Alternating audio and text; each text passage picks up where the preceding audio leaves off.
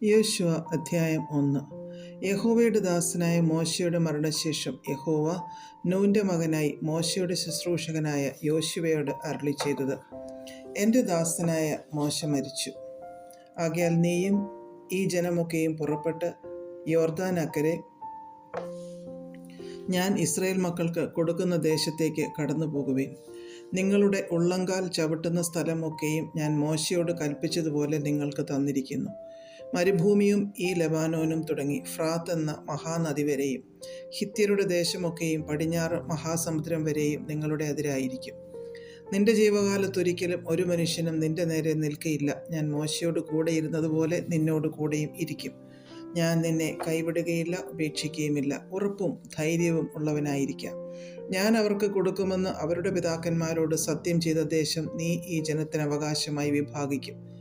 എൻ്റെ ദാസനായ മോശ നിന്നോട് കൽപ്പിച്ചിട്ടുള്ള ന്യായപ്രമാണമൊക്കെയും അനുസരിച്ച് നടക്കേണ്ടതിന് നല്ല ഉറപ്പും ധൈര്യവും ഉള്ളവനായി മാത്രം ഇരിക്കുക. ചെല്ലുന്നിടത്തൊക്കെയും നീ ശുഭമായിരിക്കേണ്ടതിന് അത് വിട്ട് ഇടത്തോട്ടോ വലത്തോട്ടോ മാറരുത്. ഈ ന്യായപ്രമാണ പുസ്തകത്തിലുള്ളത് നിന്റെ വായിൽ നിന്ന് നീങ്ങിപ്പോകരുത്. അതിൽ എഴുതിയിരിക്കുന്നത് പോലെയൊക്കെയും പ്രമാണിച്ച് നടക്കേണ്ടതിന് നീ രാവും പകലും അത് ധ്യാനിച്ചു കൊണ്ടിരിക്കണം. എന്നാൽ നിന്റെ പ്രവൃത്തി സാധിക്കും, നീ കൃതാർത്ഥനായും ഇരിക്കും. നിന്റെ ദൈവമായ യഹോവ നീ പോകുന്നിടത്തൊക്കെയും നിന്നോട് കൂടെ ഉള്ളതുകൊണ്ട് ഉറപ്പും ധൈര്യവും ഉള്ളവനായിരിക്കാം. ഭയപ്പെടരുത്, ഭ്രമിക്കുകയും അരുത് എന്ന് ഞാൻ നിന്നോട് കൽപ്പിച്ചുവല്ലോ. എന്നാറേ യോശുവ ജനത്തിൻ്റെ പ്രമാണികളോട് കൽപ്പിച്ചത്: പാളയത്തിൽ കൂടി കടന്ന് ജനത്തോട്, നിങ്ങളുടെ ദൈവമായ യഹോവ നിങ്ങൾക്ക് അവകാശമായി തരുന്ന ദേശം കൈവശമാക്കുവാൻ ചെല്ലേണ്ടതിന് നിങ്ങൾ 3 ദിവസം കഴിഞ്ഞിട്ട് യോർദാൻ അക്കരെ കടക്കേണ്ടതാകയാൽ ഭക്ഷണ സാധനം ഒരുക്കിക്കൊള്ളുവിൻ എന്ന് കൽപ്പിപ്പീൻ. പിന്നെ യോശുവ രൂബേന്യരോടും ഗാദ്യരോടും മനശ്ശെയുടെ പാതിഗോത്രത്തോടും പറഞ്ഞതെന്തെന്നാൽ: യഹോവയുടെ ദാസനായ മോശ നിങ്ങളോട് കൽപ്പിച്ച വചനം ഓർത്തുകൊള്ളുവിൻ. നിങ്ങളുടെ ദൈവമായ യഹോവ നിങ്ങൾക്ക് സ്വസ്ഥത നൽകി ഈ ദേശവും തന്നിരിക്കുന്നു. നിങ്ങളുടെ ഭാര്യമാരും കുഞ്ഞുകുട്ടികളും നിങ്ങളുടെ കന്നുകാലികളും യോർദാനിക്കരെ മോശ നിങ്ങൾക്ക് തന്നിട്ടുള്ള ദേശത്തിരിക്കട്ടെ. എന്നാൽ നിങ്ങളിൽ യുദ്ധപ്രാപ്തന്മാരായവർ ഒക്കെയും സന്നദ്ധരായി നിങ്ങളുടെ സഹോദരന്മാർക്ക് മുമ്പായി കടന്നു ചെന്ന് യഹോവ നിങ്ങൾക്കെന്ന പോലെ നിങ്ങളുടെ സഹോദരന്മാർക്കും സ്വസ്ഥത നൽകുകയും നിങ്ങളുടെ ദൈവമായ യഹോവ അവർക്ക് കൊടുക്കുന്ന ദേശം അവർ കൈവശമാക്കുകയും ചെയ്യുവോളം അവരെ സഹായിക്കണം. അതിൻ്റെ ശേഷം നിങ്ങൾ യഹോവയുടെ ദാസനായ മോശ കിഴക്ക് യോർദാനിക്കരെ നിങ്ങൾക്ക് തന്നിട്ടുള്ള അവകാശ ദേശത്തേക്ക് മടങ്ങി വന്നതിനെ അനുഭവിച്ചു കൊള്ളണം. അവർ യോശുവയോട്: നീ ഞങ്ങളോട് കൽപ്പിക്കുന്നതൊക്കെയും ഞങ്ങൾ ചെയ്യും. ഞങ്ങളെ അയക്കുന്നിടത്തൊക്കെയും ഞങ്ങൾ പോകും. ഞങ്ങൾ മോശയെ സകലത്തിലും അനുസരിച്ചതുപോലെ നിന്നെയും അനുസരിക്കും. നിന്റെ ദൈവമായ യഹോവ മോശയോടുകൂടെ ഇരുന്നതുപോലെ നിന്നോട് കൂടെയും ഇരുന്നാൽ മതി. ആരെങ്കിലും നിന്റെ കൽപ്പന മറുക്കുകയും നീ കൽപ്പിക്കുന്ന യാതൊന്നിലും നിന്റെ വാക്ക് അനുസരിക്കാതിരിക്കുകയും ചെയ്താൽ അവൻ മരിക്കണം. ഉറപ്പും ധൈര്യവുമുള്ളവനായി മാത്രം ഇരുന്നാലും എന്ന് ഉത്തരം പറഞ്ഞു. അധ്യായം 2. അനന്തരം നൂന്റെ മകനായ യോശുവ രഹസ്യമായി ഒറ്റുനോക്കേണ്ടതിന് ശിത്തീമിൽ നിന്ന് 2 പേരെ അയച്ചു. നിങ്ങൾ പോയി ദേശവും യെരിഹോ പട്ടണവും നോക്കി വരുവിൻ എന്ന് പറഞ്ഞു. അവർ പുറപ്പെട്ടു രാഹാബ് എന്നു പേരുള്ള ഒരു വേശ്യയുടെ വീട്ടിൽ ചെന്ന് അവിടെ പാർത്തു.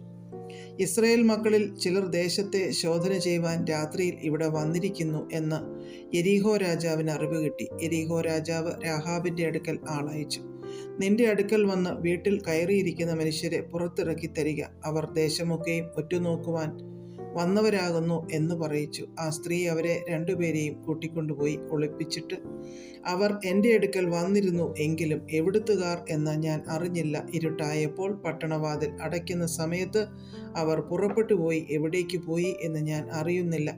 വേഗത്തിൽ അവരുടെ പിന്നാലെ ചെല്ലുവിൻ, എന്നാൽ അവരെ കണ്ടുപിടിക്കാം എന്ന് പറഞ്ഞു. എന്നാൽ അവൾ അവരെ വീട്ടിൻ മുകളിൽ കൊണ്ടുപോയി അവിടെ അടുക്കി വെച്ചിരുന്ന ചണത്തണ്ടുകളുടെ ഇടയിൽ ഒളിപ്പിച്ചിരുന്നു. ആ ആളുകൾ യോർദാനിലേക്കുള്ള വഴിയായി കടവുകൾ വരെ അവരെ തിരഞ്ഞു ചെന്നവർ പുറപ്പെട്ട ഉടനെ പട്ടണവാതിൽ അടച്ചു. എന്നാൽ അവർ കിടപ്പാൻ പോകും മുമ്പേ അവൾ മുകളിൽ അവരുടെ അടുക്കൽ ചെന്ന് അവരോട് പറഞ്ഞത്: യഹോവ ഈ ദേശം നിങ്ങൾക്ക് തന്നിരിക്കുന്നു. നിങ്ങളെയുള്ള ഭീതി ഞങ്ങളുടെ മേൽ വീണിരിക്കുന്നു. ഈ ദേശത്തിലെ നിവാസികളെല്ലാവരും നിങ്ങളുടെ നിമിത്തം ഉരുകിപ്പോകുന്നു എന്ന് ഞാൻ അറിയുന്നു. നിങ്ങൾ മിസ്രയീമിൽ നിന്ന് പുറപ്പെട്ടു വരുമ്പോൾ യഹോവ നിങ്ങൾക്ക് വേണ്ടി ചെങ്കടലിലെ വെള്ളം വറ്റിച്ചതും യോർദാൻ അക്കരെ വെച്ച് നിങ്ങൾ നിർമൂലമാക്കിയ സീഹോൻ, ഓഗ് എന്ന 2 അമോര്യ രാജാക്കന്മാരോട് ചെയ്തതും ഞങ്ങൾ കേട്ടു. കേട്ടപ്പോൾ തന്നെ ഞങ്ങളുടെ ഹൃദയം ഉരുകി. നിങ്ങളുടെ നിമിത്തം എല്ലാവർക്കും ധൈര്യം കെട്ടുപോയി. നിങ്ങളുടെ ദൈവമായ യഹോവ തന്നെ മീതെ സ്വർഗത്തിലും താഴെ ഭൂമിയിലും ദൈവമാകുന്നു.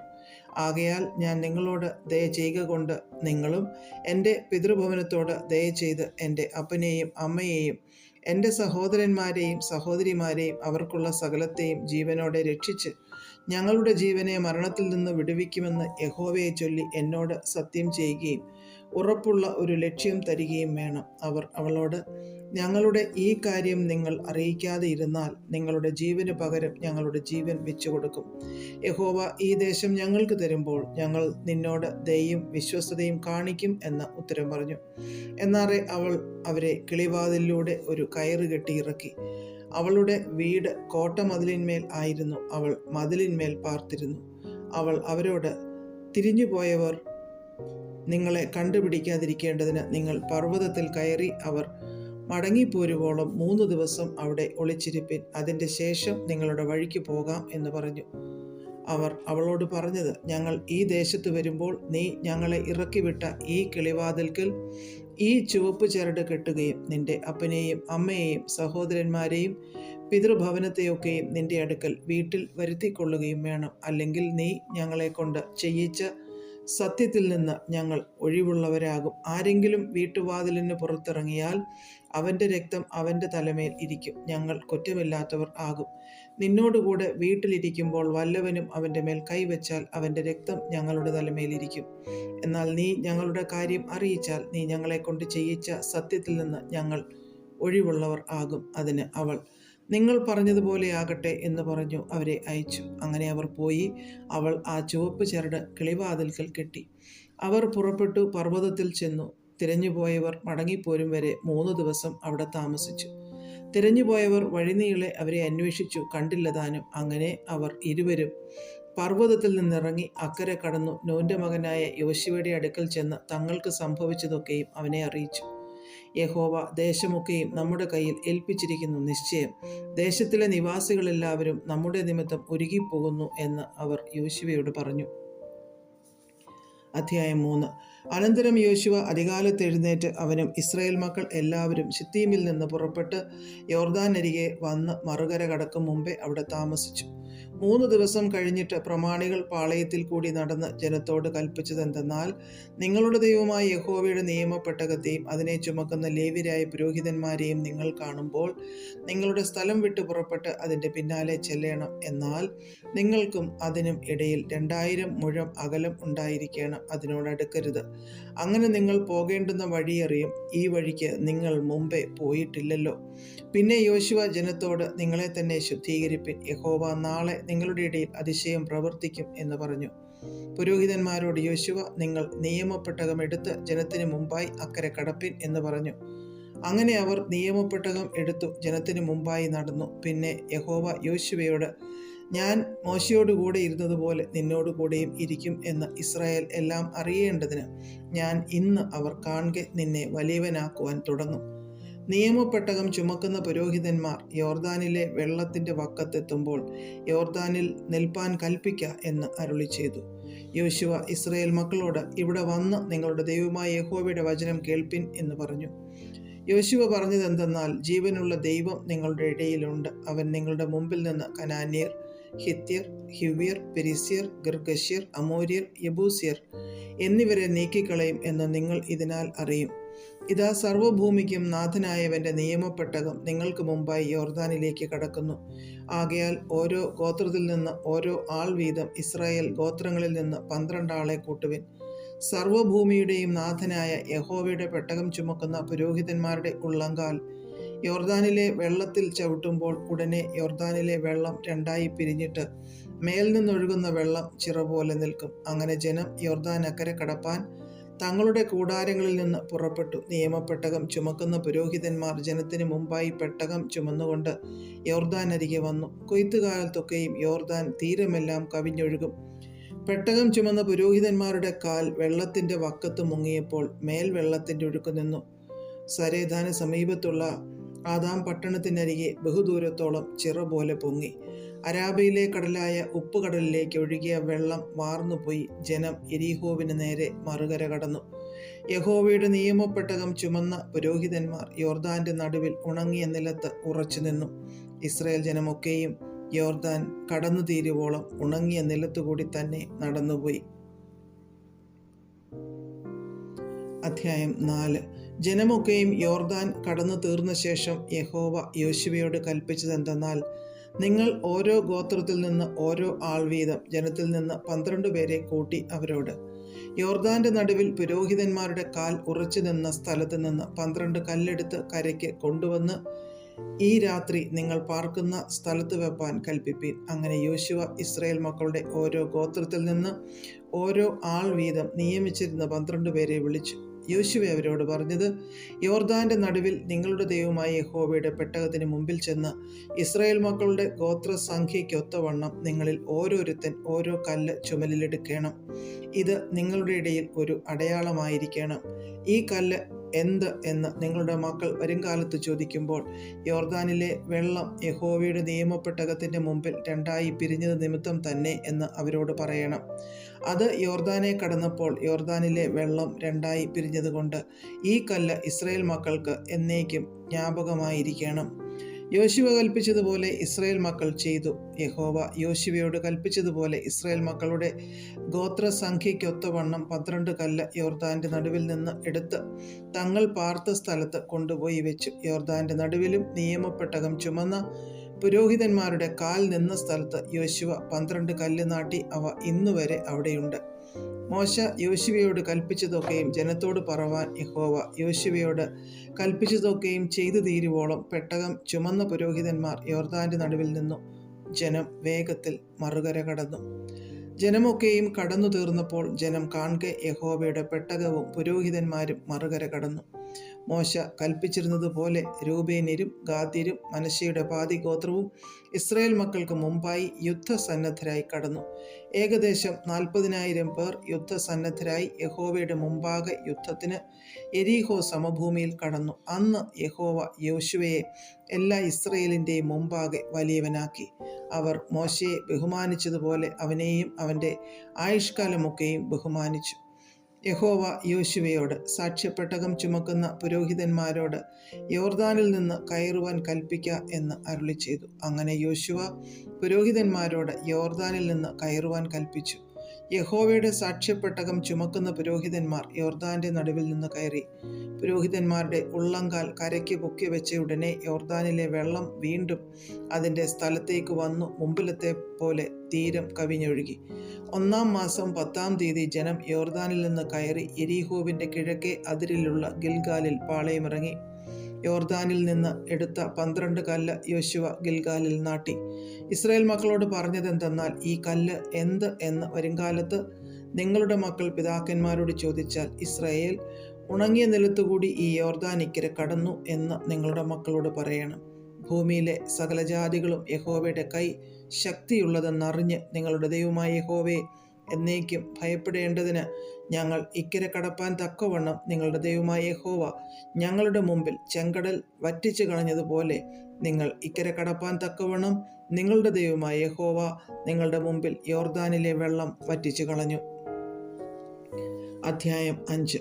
ഇസ്രായേൽ മക്കൾ ഇക്കരെ കടപ്പാൻ തക്കവണ്ണം യഹോവ അവരുടെ മുമ്പിൽ യോർദാനിലെ വെള്ളം വറ്റിച്ചു കളഞ്ഞു എന്ന് യോർദാന്റെ പടിഞ്ഞാറേ ഭാഗത്തുള്ള അമോര്യ രാജാക്കന്മാരൊക്കെയും സമുദ്ര തീരത്തുള്ള കനാന്യ രാജാക്കന്മാരൊക്കെയും കേട്ടപ്പോൾ അവരുടെ ഹൃദയം ഉരുകി.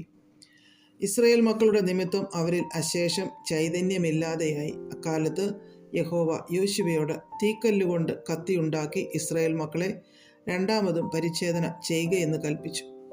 യോശുവ തീക്കല്ലുകൊണ്ട് കത്തിയുണ്ടാക്കി ഇസ്രായേൽ മക്കളെ അഗ്രചർമ്മിഗിരിയിങ്കൽ വെച്ച് പരിച്ഛേദന ചെയ്തു. യോശുവ പരിച്ഛേദന ചെയ്യുവാനുള്ള കാരണമോ, മിസ്രയീമിൽ നിന്ന് പുറപ്പെട്ട ആണുങ്ങളായ ജനമൊക്കെ യോദ്ധാക്കളെല്ലാവരും മിസ്രയീമിൽ നിന്ന് പുറപ്പെട്ടു പോന്ന ശേഷം പ്രയാണത്തിൽ മരുഭൂമിയിൽ വെച്ച് മരിച്ചുപോയി. പുറപ്പെട്ടു പോന്ന ജനത്തിനെല്ലാം പരിച്ഛേദന കഴിഞ്ഞിരുന്നു. എങ്കിലും മിസ്രയീമിൽ നിന്ന് പുറപ്പെട്ട ശേഷം മരുഭൂമിയിൽ വെച്ച് പ്രയാണത്തിൽ ജനിച്ചവരിൽ ആരെയും പരിച്ഛേദന ചെയ്തിരുന്നില്ല. മിസ്രയീമിൽ നിന്ന് പുറപ്പെട്ട യോദ്ധാക്കളായവരൊക്കെയും യഹോവയുടെ വാക്ക് അനുസരിക്കായ്ക കൊണ്ട് അവർ മരിച്ചൊടുങ്ങും വരെ ഇസ്രായേൽ മക്കൾ 40 സംവത്സരം മരുഭൂമിയിൽ സഞ്ചരിക്കേണ്ടി വന്നു. നമുക്ക് തരുമെന്ന് യഹോവ പിതാക്കന്മാരോട് സത്യം ചെയ്ത ദേശമായി പാലും തേനും ഒഴുകുന്ന ദേശം അവരെ കാണിക്കയില്ല എന്ന് യഹോവ അവരോട് സത്യം ചെയ്തിരുന്നു. എന്നാൽ അവർക്ക് പകരം അവൻ എഴുന്നേൽപ്പിച്ച പുത്രന്മാരെ യോശുവ പരിച്ഛേദന ചെയ്തു. അവരെ പ്രയാണത്തിൽ പരിച്ഛേദന ചെയ്യായ്ക കൊണ്ട് അവർ അഗ്രചർമ്മികളായിരുന്നു. അവർ സർവ്വജനത്തെയും പരിച്ഛേദന ചെയ്തു തീർന്ന ശേഷം അവർക്ക് സൗഖ്യമായതുവരെ അവർ പാളയത്തിൽ താന്താങ്ങളുടെ സ്ഥലത്ത് പാർത്തു. യഹോവ യോശുവയോട്, ഇന്ന് ഞാൻ മിസ്രയീമിൻ്റെ നിന്ന നിങ്ങളിൽ നിന്ന് ഉരുട്ടിക്കളഞ്ഞിരിക്കുന്നു എന്ന് അരുളി ചെയ്തു. അതുകൊണ്ട് ആ സ്ഥലത്തിന് ഇന്നുവരെ ഗിൽഗാൽ ഉരുൾ എന്ന പേർ പറയുന്നു. ഇസ്രായേൽ മക്കൾ ഗിൽഗാലിൽ പാളയമിറങ്ങി. ആ മാസം 14-ാം തീയതി സന്ധ്യാസമയത്ത് യെരിഹോ സമഭൂമിയിൽ വെച്ച് പെസഹ കഴിച്ചു. പെസഹയുടെ പിറ്റേ ദിവസം തന്നെ അവർ ദേശത്തെ വിളവ് കൊണ്ടുള്ള പുളിപ്പില്ലാത്ത അപ്പവും മലരും തിന്നു. അവർ ദേശത്തെ വിളവ് അനുഭവിച്ചതിൻ്റെ പിറ്റേ ദിവസം മന്ന നിന്നുപോയി. ഇസ്രായേൽ മക്കൾക്ക് പിന്നെ മന്ന കിട്ടിയതുമില്ല. ആ ആണ്ട് അവർ കനാൻ ദേശത്തെ വിളവ് കൊണ്ട് ഉപജീവിച്ചു. യോശുവ യെരിഹോവിന് സമീപത്തിരിക്കുമ്പോൾ തല ഉയർത്തി നോക്കി. ഒരു ആൾ കയ്യിൽ വാൾ ഊരിപ്പിടിച്ചുകൊണ്ട് അവൻ്റെ നേരെ നിൽക്കുന്നത് കണ്ടു. യോശുവ അവൻ്റെ അടുക്കൽ ചെന്ന് അവനോട്, നീ ഞങ്ങളുടെ പക്ഷക്കാരനോ ശത്രുപക്ഷക്കാരനോ എന്ന് ചോദിച്ചു. അതിന് അവൻ, അല്ല, ഞാൻ യഹോവയുടെ സൈന്യത്തിൻ്റെ അധിപതിയായി ഇപ്പോൾ വന്നിരിക്കുന്നു എന്ന് പറഞ്ഞു. അപ്പോൾ യോശുവ സാഷ്ടാംഗം വീണ് നമസ്കരിച്ച് അവനോട്, കർത്താവിന് അടിയനോടുള്ള കൽപ്പന എന്ത് എന്ന് ചോദിച്ചു.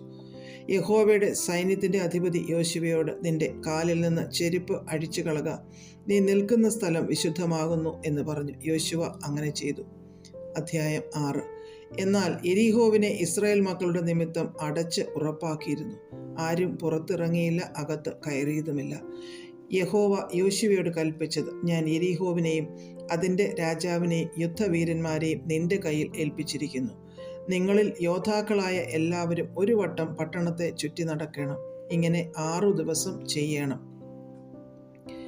7 പുരോഹിതന്മാർ ആട്ടിൻകൊമ്പ് കൊണ്ടുള്ള 7 കാഹളം പിടിച്ചുകൊണ്ട് പെട്ടകത്തിൻ്റെ മുമ്പിൽ നടക്കണം. 7-ാം ദിവസം 7 പ്രാവശ്യം പട്ടണത്തെ ചുറ്റുകയും പുരോഹിതന്മാർ കാഹളം ഊതുകയും വേണം. അവർ ആട്ടിൻകൊമ്പ് നീട്ടിയൂതുകയും നിങ്ങൾ കാഹളനാദം കേൾക്കുകയും ചെയ്യുമ്പോൾ ജനമൊക്കെയും ഉച്ചത്തിൽ ആർപ്പിടേണം. അപ്പോൾ പട്ടണമതിൽ വീഴും, ജനം ഓരോരുത്തൻ നേരെ കയറുകയും വേണം.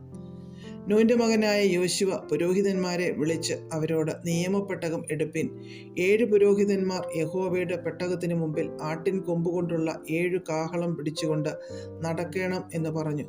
ജനത്തോട് അവൻ, നിങ്ങൾ ചെന്ന് പട്ടണത്തെ ചുറ്റി നടപ്പിൻ. ആയുധപാണികൾ യഹോവയുടെ പെട്ടകത്തിൻ്റെ മുമ്പിൽ നടക്കണം എന്ന് പറഞ്ഞു. യോശുവ ജനത്തോട് പറഞ്ഞു തീർന്നപ്പോൾ ആട്ടിൻ കൊമ്പുകൊണ്ടുള്ള 7 കാഹളം പിടിച്ചുകൊണ്ട് 7 പുരോഹിതന്മാർ യഹോവയുടെ മുമ്പിൽ നടന്ന് കാഹളം ഊതി. യഹോവയുടെ നിയമപ്പെട്ടകം അവരുടെ പിന്നാലെ ചെന്നു. ആയുധപാണികൾ കാഹളം ഊതുന്ന പുരോഹിതന്മാരുടെ മുമ്പിൽ നടന്നു. ശേഷമുള്ള കൂട്ടം പെട്ടകത്തിൻ്റെ പിന്നാലെ ചെന്നു. ഇങ്ങനെ അവർ കാഹളം ഊതിക്കൊണ്ട് നടന്നു. യോശുവ ജനത്തോട്, ആർപ്പിടുവിൻ എന്ന് ഞാൻ നിങ്ങളോട് കൽപ്പിക്കുന്ന നാൾ വരെ നിങ്ങൾ ആർപ്പിടരുത്, ഒച്ച കേൾപ്പിക്കരുത്, വായിൽ നിന്നൊരു വാക്കും പുറപ്പെടുകയും അരുത്. അതിൻ്റെ ശേഷം ആർപ്പിടാം എന്ന് കൽപ്പിച്ചു. അങ്ങനെ യഹോവയുടെ പെട്ടകം 1 പ്രാവശ്യം പട്ടണത്തെ ചുറ്റി നടന്നു. പിന്നെ അവർ പാളയത്തിലേക്ക് വന്നു, പാളയത്തിൽ പാർത്തു. യോശുവ അതികാലത്തെ എഴുന്നേറ്റു. പുരോഹിതന്മാർ യഹോവയുടെ പെട്ടകമെടുത്തു. 7 പുരോഹിതന്മാർ യഹോവയുടെ പെട്ടകത്തിൻ്റെ മുമ്പിൽ ആട്ടിൻ കൊമ്പുകൊണ്ടുള്ള 7 കാഹളം പിടിച്ച് കാഹളം ഊതിക്കൊണ്ട് നടന്നു. ആയുധപാണികൾ അവരുടെ മുമ്പിൽ നടന്നു. ശേഷമുള്ള കൂട്ടം യഹോവയുടെ പെട്ടകത്തിൻ്റെ പിന്നാലെ നടന്നു. ഇങ്ങനെ അവർ കാഹളം ഊതിക്കൊണ്ട് നടന്നു. 2-ാം ദിവസവും അവർ പട്ടണത്തെ 1 പ്രാവശ്യം ചുറ്റിയിട്ട് പാളയത്തിലേക്ക് മടങ്ങിപ്പോന്നു. ഇങ്ങനെ അവർ 6 ദിവസം ചെയ്തു. 7-ാം ദിവസമോ അവർ അതികാലത്ത് അരുണോദയത്തിങ്കൽ എഴുന്നേറ്റ് പട്ടണത്തെ ആ വിധത്തിൽ തന്നെ 7 പ്രാവശ്യം ചുറ്റി. അന്ന് മാത്രം അവർ പട്ടണത്തെ 7 പ്രാവശ്യം ചുറ്റി. 7-ാം പ്രാവശ്യം പുരോഹിതന്മാർ കാഹളം ഊതിയപ്പോൾ യോശുവ ജനത്തോട് പറഞ്ഞതെന്തെന്നാൽ, ആർപ്പിടുവിൻ, യഹോവ പട്ടണം നിങ്ങൾക്ക് തന്നിരിക്കുന്നു. ഈ പട്ടണവും അതിലുള്ളതൊക്കെയും യഹോവയ്ക്ക് ശപഥാർപ്പിതമായിരിക്കുന്നു. എങ്കിലും രാഹാബ് എന്ന വേശ്യ നാം അയച്ച ദൂതന്മാരെ ഒളിപ്പിച്ചതിനാൽ അവളും അവളോട് കൂടെ വീട്ടിലുള്ള എല്ലാവരും ജീവനോടിരിക്കട്ടെ. എന്നാൽ നിങ്ങൾ ശപഥം ചെയ്തിരിക്കെ ശപഥാർപ്പിതത്തിൽ വല്ലതുമെടുത്തിട്ട് ഇസ്രായേൽ പാളയത്തിന് ശാപവും അനർത്ഥവും വരുത്താതിരിക്കേണ്ടതിന് ശപഥാർപ്പിതമായ വസ്തുവൊന്നും തൊടാതിരിപ്പാൻ സൂക്ഷിച്ചുകൊള്ളുവിൻ. വെള്ളിയും പൊന്നുമൊക്കെയും ചെമ്പും ഇരുമ്പും കൊണ്ടുള്ള പാത്രങ്ങളും യഹോവയ്ക്ക് വിശുദ്ധം. അവ യഹോവയുടെ ഭണ്ഡാരത്തിൽ ചേരേണം. അനന്തരം ജനം ആർപ്പിടുകയും പുരോഹിതന്മാർ കാഹളമൂതുകയും ചെയ്തു. ജനം കാഹളനാദം കേട്ടു അത്യുച്ചത്തിൽ ആർപ്പിട്ടപ്പോൾ മതിൽ വീണു.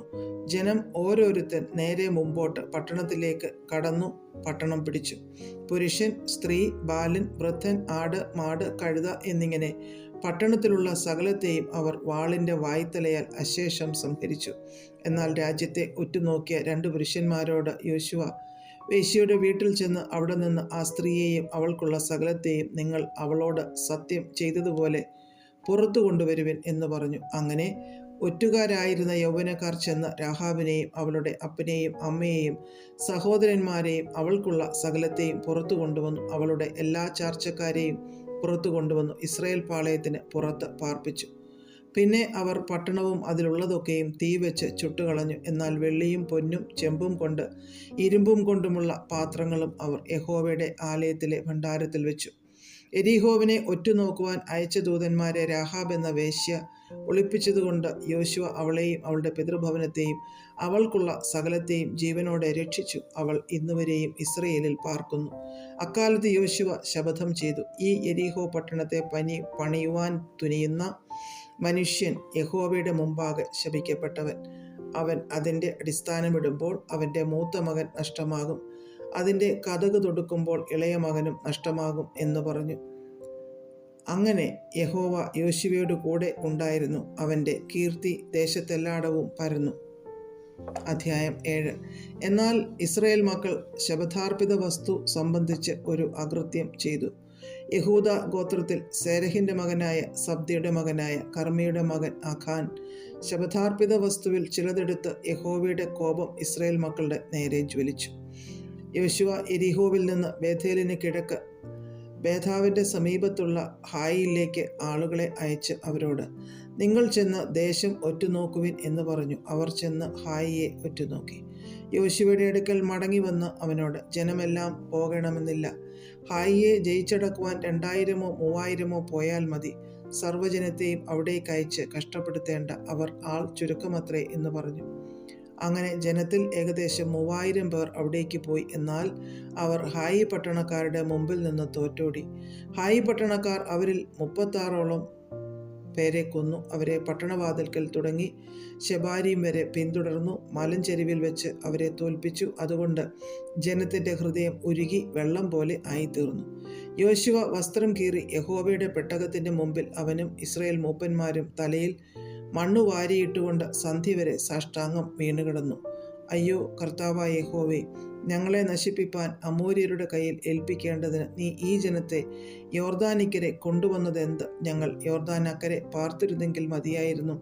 യഹോവേ, ഇസ്രായേൽ ശത്രുക്കൾക്ക് പുറം കാട്ടിയ ശേഷം ഞാൻ എന്തു പറയേണ്ടു? കനാന്യരും ദേശനിവാസികളൊക്കെയും കേട്ടിട്ട് ഞങ്ങളെ ചുറ്റിവളഞ്ഞു ഭൂമിയിൽ നിന്ന് ഞങ്ങളുടെ പേർ മായിച്ചു കളയുമല്ലോ. എന്നാൽ നീ നിന്റെ മഹത്തായ നാമത്തിനു വേണ്ടി എന്തു ചെയ്യും എന്ന് യോശുവ പറഞ്ഞു. യഹോവ യോശുവയോട് അരുളി ചെയ്തത്, എഴുന്നേൽക്ക, നീ ഇങ്ങനെ സാഷ്ടാംഗം വീണ് കിടക്കുന്നത് എന്തിന്? ഇസ്രായേൽ പാപം ചെയ്തിരിക്കുന്നു. ഞാൻ അവരോട് കൽപ്പിച്ചിട്ടുള്ള എൻ്റെ നിയമം അവർ ലംഘിച്ചിരിക്കുന്നു. അവർ ശപഥാർപ്പിതം എടുത്തിരിക്കുന്നു. അവർ മോഷ്ടിച്ചു, മറവു ചെയ്തു, തങ്ങളുടെ സാമാനങ്ങൾക്കിടയിൽ അത് വെച്ചിരിക്കുന്നു. ഇസ്രായേൽ മക്കൾ ശാപഗ്രസ്തരായി തീർന്നതുകൊണ്ട് ശത്രുക്കളുടെ മുമ്പിൽ നിൽപ്പാൻ കഴിയാതെ ശത്രുക്കൾക്ക് പുറം കാട്ടേണ്ടി വന്നു. ശാപം നിങ്ങളുടെ ഇടയിൽ നിന്ന് നീക്കാതിരുന്നാൽ ഞാൻ നിങ്ങളോട് കൂടെ ഇരിക്കുകയില്ല. നീ എഴുന്നേറ്റ് ജനത്തെ ശുദ്ധീകരിച്ച് അവരോട് പറക, നാളത്തേക്ക് നിങ്ങളെ തന്നെ ശുദ്ധീകരിപ്പിൻ. ഇസ്രായേലേ, നിന്റെ നടുവിൽ ഒരു ശാപമുണ്ട്. ശാപം നിങ്ങളുടെ ഇടയിൽ നിന്ന് നീക്കിക്കളയും വരെ ശത്രുക്കളുടെ മുമ്പിൽ നിൽപ്പാൻ നിനക്ക് കഴിയുകയില്ല എന്നിങ്ങനെ ഇസ്രായേലിൻ്റെ ദൈവമായ യഹോവ കൽപ്പിക്കുന്നു. നിങ്ങൾ രാവിലെ ഗോത്രം ഗോത്രമായി അടുത്തു വരേണം. യഹോവ പിടിക്കുന്ന ഗോത്രം കുലം കുലമായി അടുത്തു വരേണം. യഹോവ പിടിക്കുന്ന കുലം കുടുംബം കുടുംബമായിട്ട് അടുത്തു വരേണം. യഹോവ പിടിക്കുന്ന കുടുംബം ആളാം പ്രതി അടുത്തു വരേണം. ശപഥാർപ്പിത വസ്തുവോടുകൂടെ പിടിപെടുന്നവനെയും അവനുള്ള സകലത്തെയും തീയിലിട്ട് ചുട്ടുകളയണം. അവൻ യഹോവയുടെ നിയമം ലംഘിച്ചു ഇസ്രയേലിൽ വഷളത്വം പ്രവർത്തിച്ചിരിക്കുന്നു. അങ്ങനെ യോശുവ അതികാലത്തെഴുന്നേറ്റ് ഇസ്രയേലിനെ ഗോത്രം ഗോത്രമായി വരുത്തി. യഹൂദ ഗോത്രം പിടിക്കപ്പെട്ടു. അവൻ യഹൂദ ഗോത്രത്തെ കുലം കുലമായി വരുത്തി. സർഹി കുലം പിടിക്കപ്പെട്ടു. അവൻ സർഹികുലത്തെ കുടുംബമായി വരുത്തി സബ്ദി പിടിക്കപ്പെട്ടു. അവൻ്റെ കുടുംബത്തെ ആളാം പ്രതി വരുത്തി യഹൂദാ ഗോത്രത്തിൽ സേരഹിൻ്റെ മകനായ സബ്ദിയുടെ മകനായ കർമ്മിയുടെ മകൻ ആഖാൻ പിടിക്കപ്പെട്ടു. യോശുവ ആഖാനോട്, മകനെ, ഇസ്രയേലിൻ്റെ ദൈവമായ യഹോവയ്ക്ക് മഹത്വം കൊടുത്ത് അവനോട് ഇറ്റുപറക. നീ എന്തു ചെയ്തു എന്ന് പറക, എന്നോട് മറച്ചു വെക്കരുതെന്ന് പറഞ്ഞു. ആഖാൻ യോശുവയോട്, ഞാൻ ഇസ്രയേലിൻ്റെ ദൈവമായ യഹോവയോട് പിഴച്ചു, ഇന്നിന്നത് ചെയ്തിരിക്കുന്നു സത്യം.